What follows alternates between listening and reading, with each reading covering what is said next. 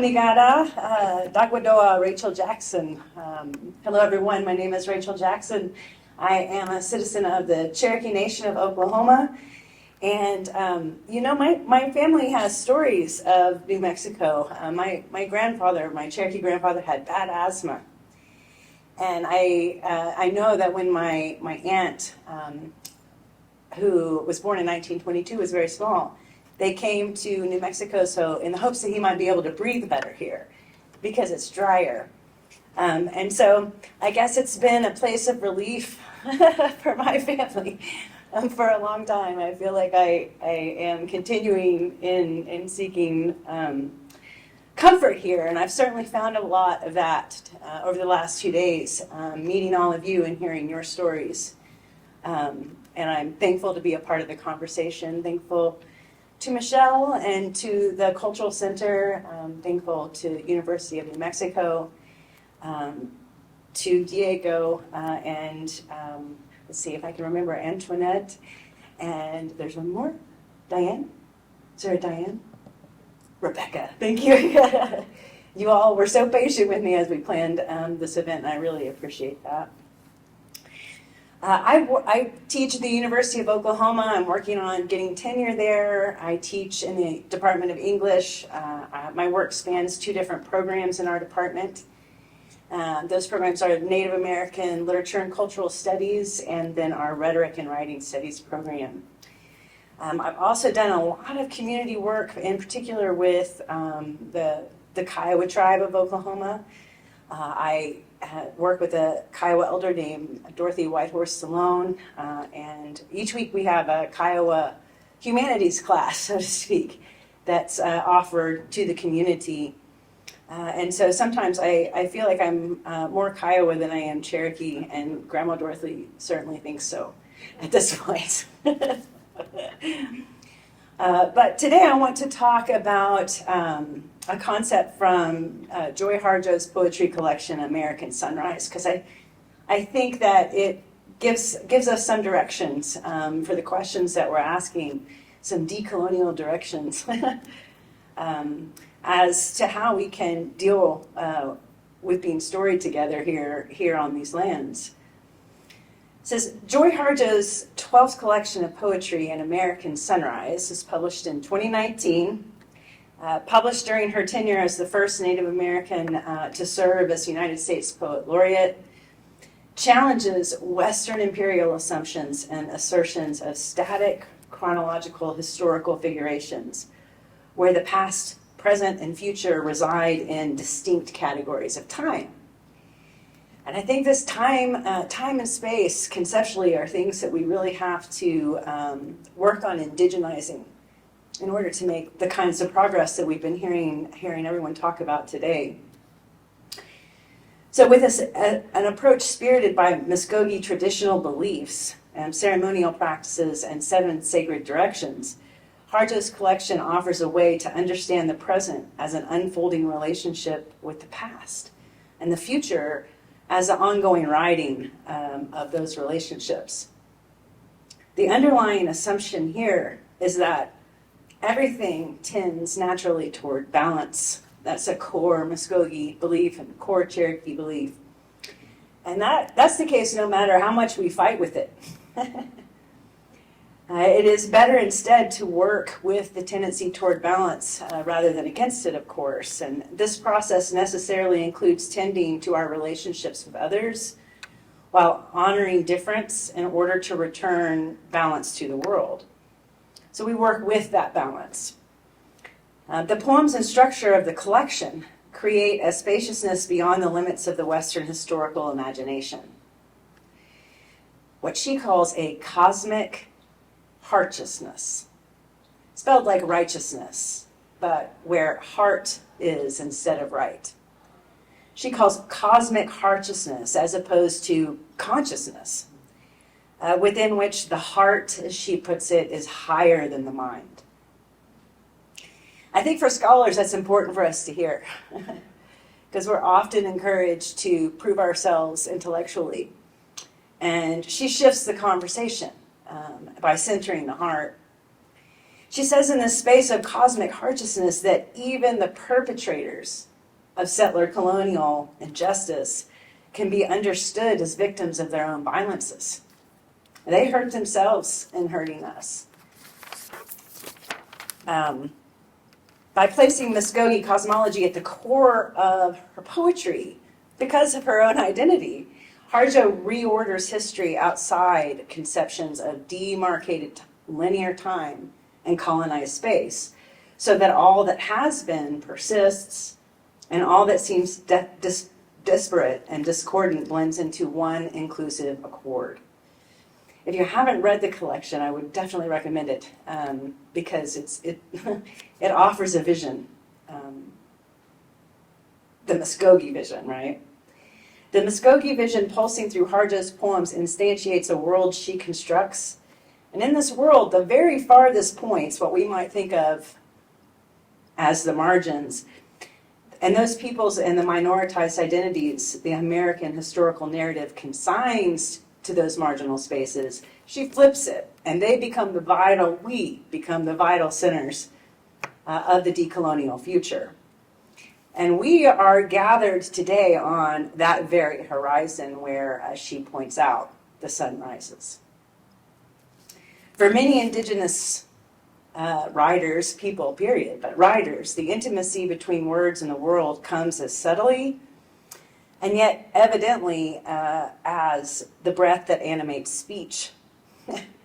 It's subtle, but it's evident, that relationship between words and the world. Because breath is life. Breath is sacred. Words and the world are one thing, like air and sound. And our voices, they become one thing. In Muskogee culture, as in many Indigenous cultures, good words matter. And I love that phrase, matter, right? They bring things into the world. Words matter because they act upon the world, affecting others, building relationships, influencing actions, and shaping reality in unfolding time. In effect, words make the world, and breath, the source of life in the body, is powerful medicine. The sacred substance of prayer, song, and story. And what we do with this medicine through the words we choose, the lives we live, creates realities for ourselves and other beings. And this wisdom instills respect for life, and it humbles us. What we speak, we and others become. Abenaki elder and writer Joe Bruchac explains, quote, that stories are our breath, that life-giving cycle that flows from our mouths to be shared by the air and then carried back to us again by the wind, end quote. And in this way, you can bet our words come back to us. They are never fully behind us, and they live on beyond us. So we must be careful. In American Sunrise, this cultural epistemology operates in each poem that Harjo contributes. And across this collection, Harjo's poems chart her journey into the Muskogee ancestral homelands, returning to live there in Tennessee for only a few years while holding a faculty position at the University of Tennessee. So the collection of poems documents encounters with a living landscape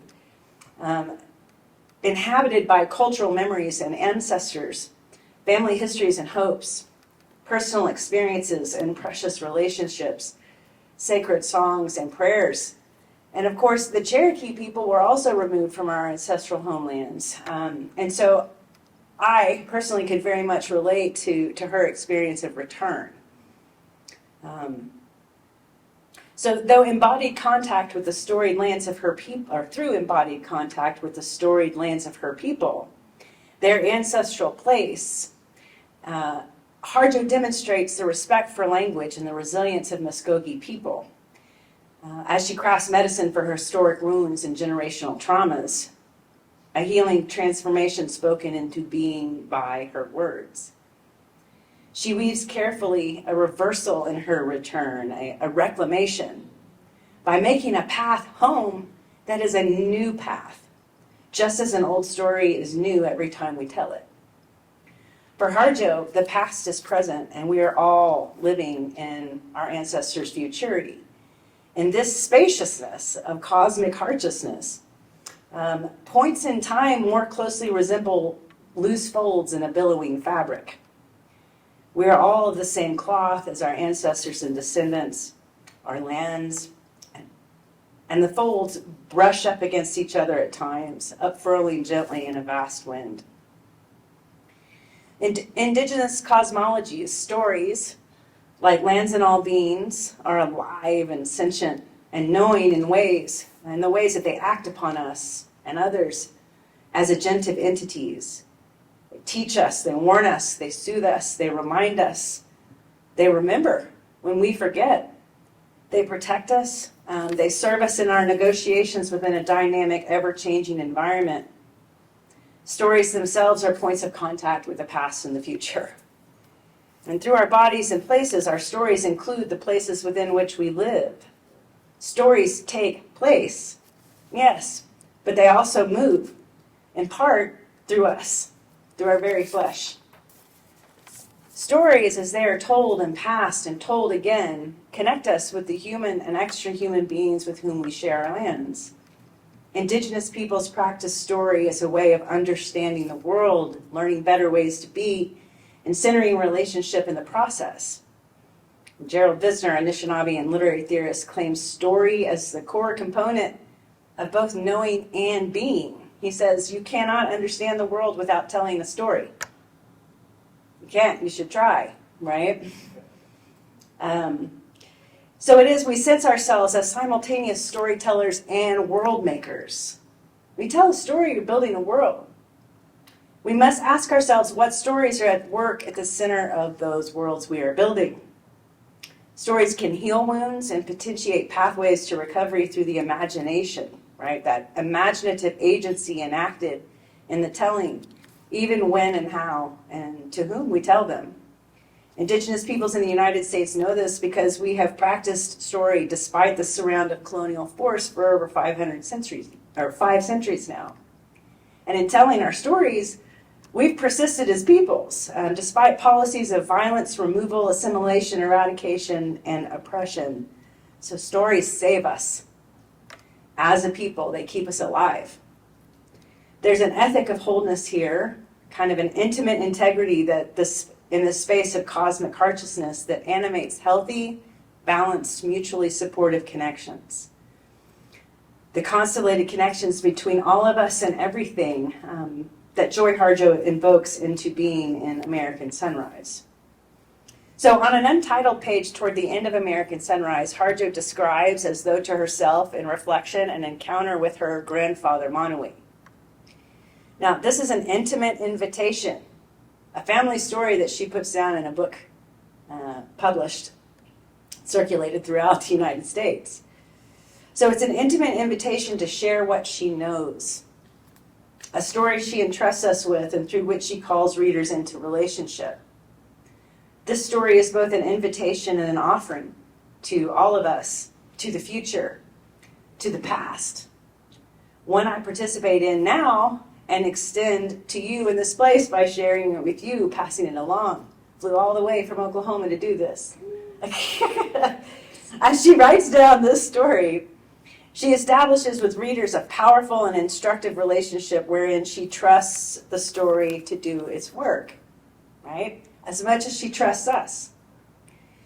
So first she relays a day's event there while she's living in Tennessee. She takes a few students, maybe some of us can relate to this, to a Muskogee gathering at the battlegrounds of Horseshoe Bend.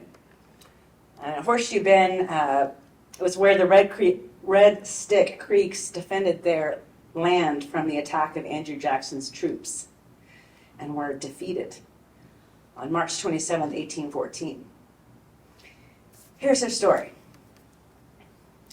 One March, a few years back, I was in residence at a private women's college in Atlanta. I'd heard of a gathering to be held at the Battle of Horseshoe Bend grounds, which is not far from Opelika, Alabama.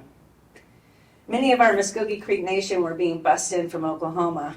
I wanted to see family and friends and to once again visit homeland territory. I took a few students with me. It was a strange set of events positioned on the anniversary of the battle, which was essentially a massacre. We Muskogee citizens came to acknowledge that we are very present in the continuum of time and to give honor to our ancestors. That battle did not destroy us. We tribal descendants danced, spoke, visited, and some people had booths demonstrating culture and arts. Euro-American reenactors, meanwhile, and descendants, dressed up in military uniforms, paraded guns, and shot off cannons. They were preparing for a reenactment of the killing. Later, late afternoon, I drove the students back to their campus in Atlanta. They quickly dozed in the back seat as I wound through the back roads to catch the main highway. I noted a sign, 90 miles to Atlanta. And then I heard the rhythm sound of a running horse coming up behind me. I smelled the sweat of human and horse, and as the breathy team caught up, I saw my grandfather astride that horse. What a rider he was, just as I had been told in all the stories. I remembered my aunt, Lois Harjo, told me how Monowee could bend time. He could arrive at a destination on horseback long before it was physically possible. And as quickly as he'd come that afternoon, he was gone. And I saw a traffic sign, 30 miles to Atlanta. I'd only been on that road for a few minutes. My grandfather had come back to show me how he folded time.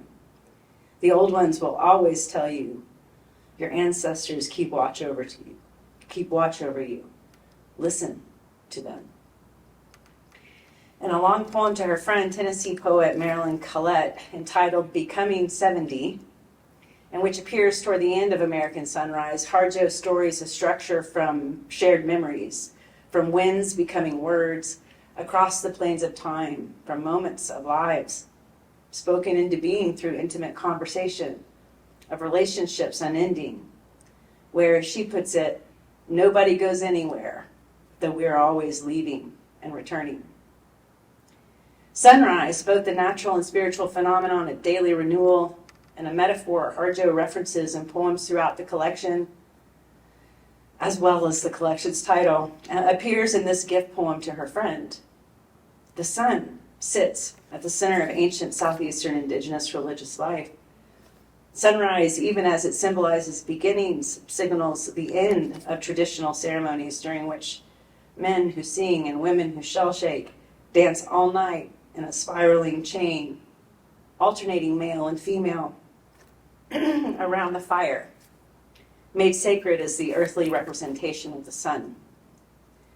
From this Muskogee relationship to the sun and the sunrise, Harjo extends and expands and includes us all, even here, right now, today. Calls us into relationship, saying, quote, sunrise occurs everywhere, in lizard time, human time, or a fern uncurling time. In the space of cosmic consciousness, everything is contained in this vastness, held and remembered, re-experienced and lived out across generations as time folds upon itself, the past, present, and future, touching, our bodies enveloped in that fabric, our skin somehow part of that fabric itself. As Harjo tells us, quote, we follow the DNA spiral of stories from dawn to dusk, from night dance to sunrise, end quote.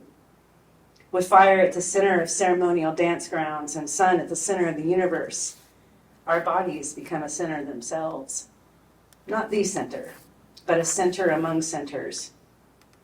Like sunrises, there are centers everywhere connected across time and space. This indigenous cosmology and Muskogee spatiality that she writes about and writes into this collection of poems, she ascribes to America, to our nation, where our spirits meet our skins and our skins meet soil. American Sunrise asks us to remember what it means to find ourselves storied together on indigenous lands, storied here across generations and millennia, some of us across oceans and borders. What is our responsibility now that we're together as storytellers? To enter the space of cosmic consciousness We must move beyond the categories into which settler colonialism and Western intellectualism, academia, divide us, and the contestations over territories that this division encourages us to carry out. Harjo's cosmic consciousness asks us instead to seek patterns and resonances between ourselves, storied connections between us and across our lands. As storytellers, our stories carry medicinal power in our relationships, our communities, and in our lives. We story ourselves into being. We story our continuance. And like Spider, she brought us the fire. The Cherokee people, the fire. Like Spider, we weave a web of delicate and tenuous, though still strong and resilient threads of meaning between us and others. We can weave a web of our liking, of our own making. And as Harjo testifies in her memoir, Crazy Brave, in which she talks quite a bit about her time here in New Mexico as well, she says, each human is a complex, contradictory story. Some of us are more contradictory. Some stories within us have been unfolding for years, and others tremble with fresh life as they peek above the horizon. Each story is a zigzag of emotional design and ancestral architecture. And all the stories in this Earth's mind are connected. That's powerful. Story moves along connected filaments and fibers from the individual to totality, from the present to the past, and then somehow to the future, from one place to other places, one people to all peoples, to all beings as one being. The stories have this power to make us whole. We must tell them with heart and speak them with good intent, conscious of the world that we are constructing. That's all. Thank you. Bravo. Bravo.